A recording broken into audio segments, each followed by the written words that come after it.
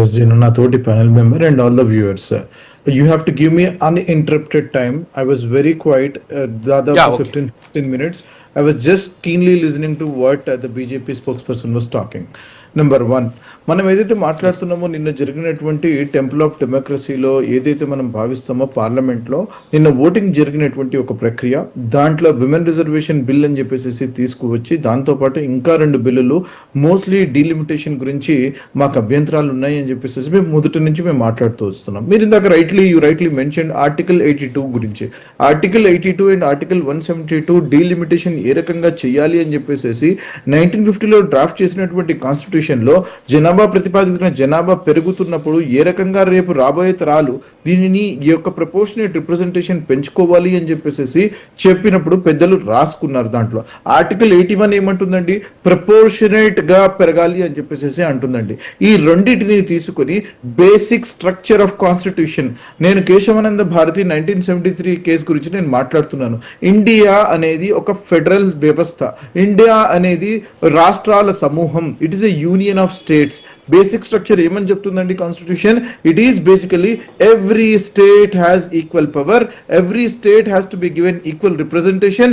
దీనిని ముందు పెట్టుకుని ఈ ఫెడరలిజం ఏదైతే ఉంటుందో, ఫెడరల్ వ్యవస్థ ఏదైతే ఉంటుందో ఆ స్పిరిట్ ఆఫ్ ఫెడరలిజం కి దెబ్బతీస్తుంది. కాబట్టి డీలిమిటేషన్, ఎందుకంటే జనాభా ప్రతిపాదికన చేస్తున్నప్పుడు మేము south Indian states, 5 Dravidian states అనేటువంటి మేము తెలంగాణ, ఆంధ్రప్రదేశ్, కర్ణాటక, కేరళ అండ్ తమిళనాడు, మా దగ్గర జనాభాని మేము కంట్రోల్ చేసుకున్నాం కాబట్టి, జనాభా నియంత్రణ మేము చేసుకున్నాం కాబట్టి, ఇప్పుడు మీరు ఈ జనాభా ప్రతిపాదికన చేస్తే మాత్రం మాకు తీరని లోటు జరుగుతుంది, మా యొక్క రిప్రజెంటేషన్ లోక్సభలో తగ్గిపోతుందని చెప్పేసి మేము ముందు నుంచి వాదిస్తూ వస్తున్నాము.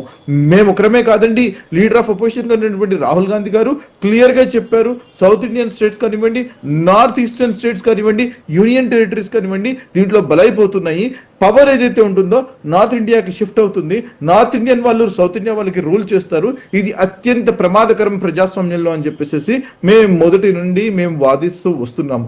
విమెన్ రిజర్వేషన్ బిల్ గురించి వారు ఏదైతే మాట్లాడుతున్నారు, నారీ శక్తి బిల్ అని చెప్పేసి 2023 వారు తీసుకొచ్చినప్పుడు ప్రతి ఒక్క party including Congress we have unanimously supported it. ప్రతి ఒక్కరం సపోర్ట్ చేసిన తర్వాత దానిని ఎప్పుడైతే క్యాస్ట్ సెన్సస్ జరుగుతుందో, సెన్సస్ జరిగిన తర్వాత, డీలిమిటేషన్ జరిగిన తర్వాత వారు దీనిని జోడిస్తూ ఈ 2 అయిన తర్వాత దీనిని ఇంప్లిమెంట్ చేయమని చెప్పేసి వారు తీసుకొచ్చినటువంటి ఒక బిల్ ఆమోదం తెలపడం జరిగింది.